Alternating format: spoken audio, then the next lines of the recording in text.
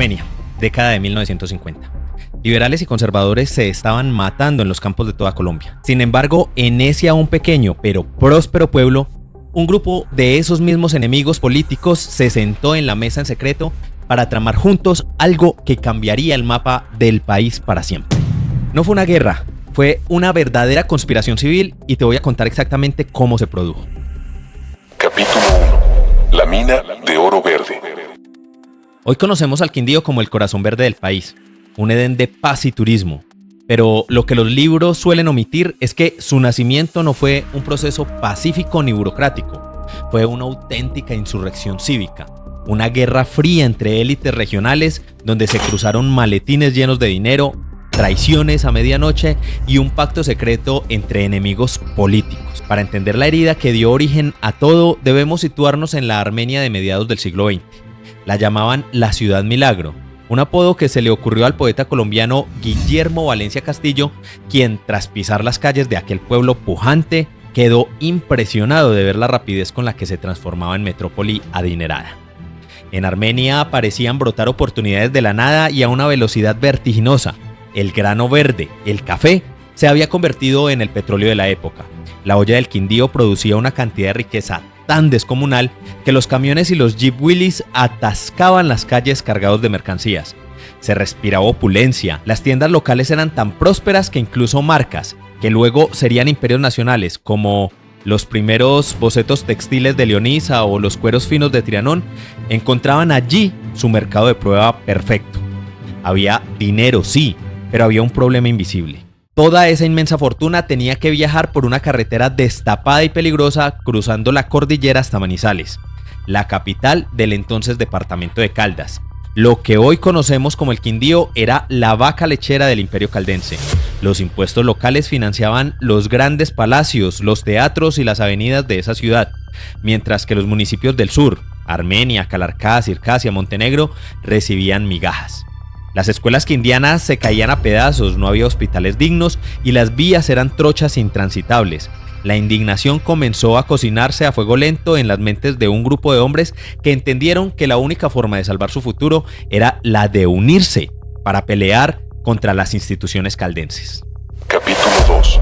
El pacto de los enemigos políticos. Estamos en plena época del Frente Nacional.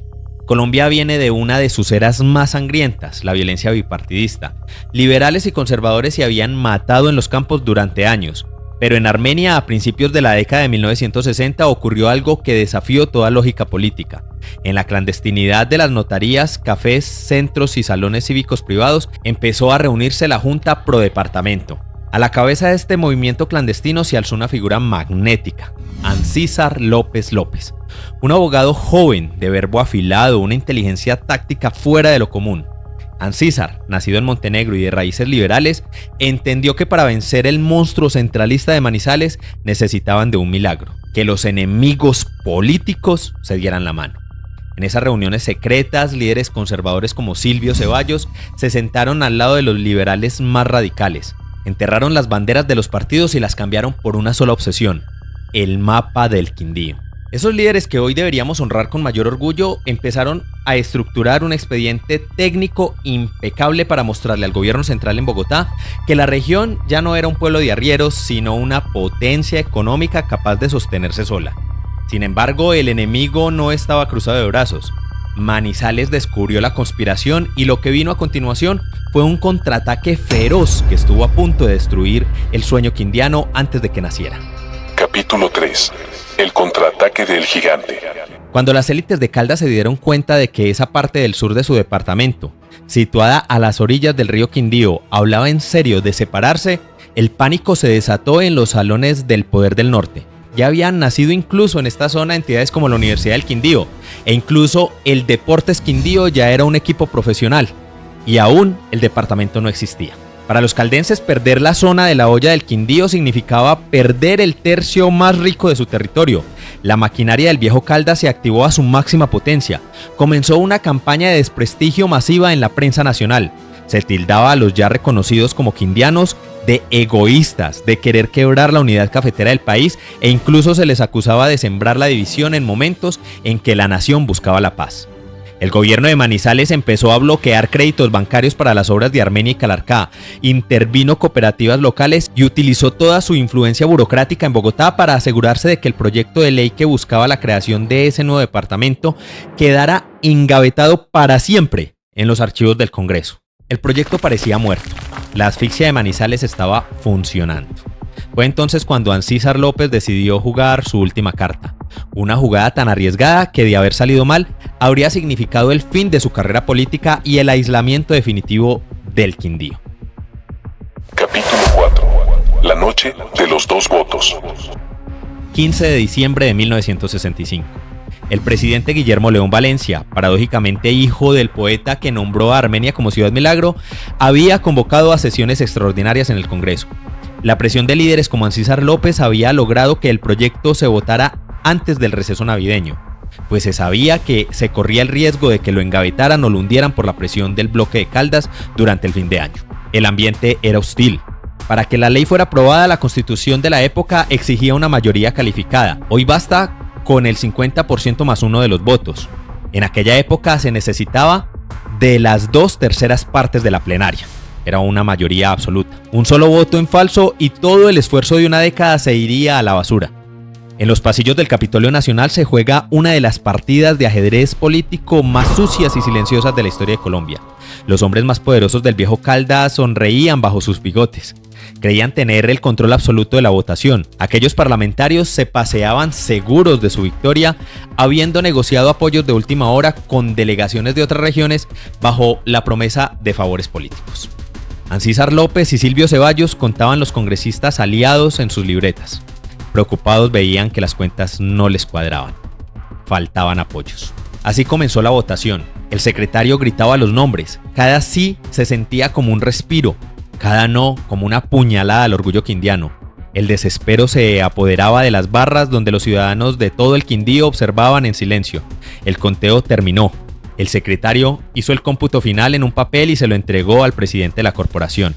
El silencio en la sala era absoluto. Los caldenses sabían que si perdían esa noche, perderían la joya de la corona de su economía. Y ocurrió lo impensable. El destino de todo un territorio y de miles de familias se definió por el margen más estrecho imaginable. Solo 2 votos más de los necesarios para superar el umbral dictado por la ley señalaron el destino de Caldas y del nuevo departamento del Quindío.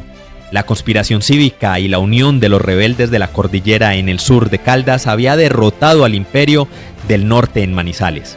La Ley 2 de 1966 era una realidad. Capítulo 5. El efecto dominó.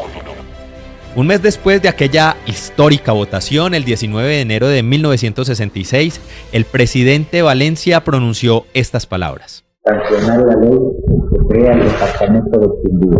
Me siento especialmente honrado y complacido de que me haya correspondido a mí el honor de sancionar la creación de un nuevo departamento, que tanto por su posición geográfica como por la fertilidad extraordinaria de sus tierras, por la calidad de las gentes que lo habitan, está llamado a ser en muy breve tiempo uno de los departamentos más importantes de la nación colombiana.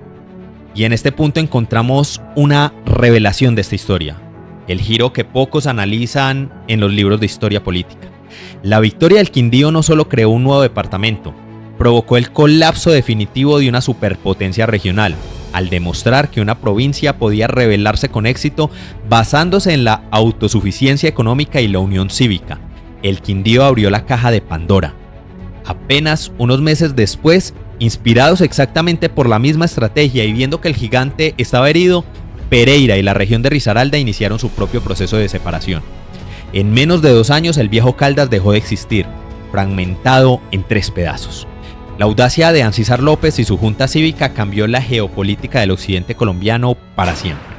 El 1 de julio de 1966, cuando el departamento inició formalmente su vida administrativa, con el nombramiento precisamente de Ancísar López como el primer gobernador, Armenia fue declarada capital y el júbilo popular se desbordó entre bailes y desfiles.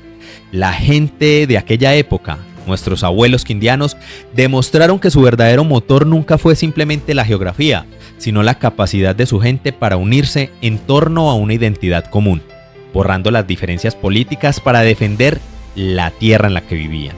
Cuánto tenemos que aprender de aquellos padres de nuestro departamento, cuán mal la deben pasar, en donde quiera que estén, de ver el desastre de lo que es la dirigencia política y la total desunión de los quindianos en nuestros días.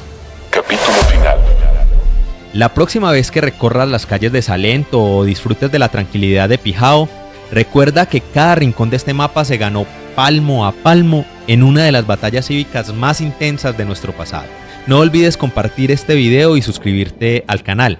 Tu apoyo es fundamental para seguir investigando. Y si quieres conocer otro enigma histórico que cambió nuestro destino, haz clic en el video que está apareciendo ahora mismo en pantalla. Soy Harold Ruiz y nos vemos del otro lado de Las Historias con H.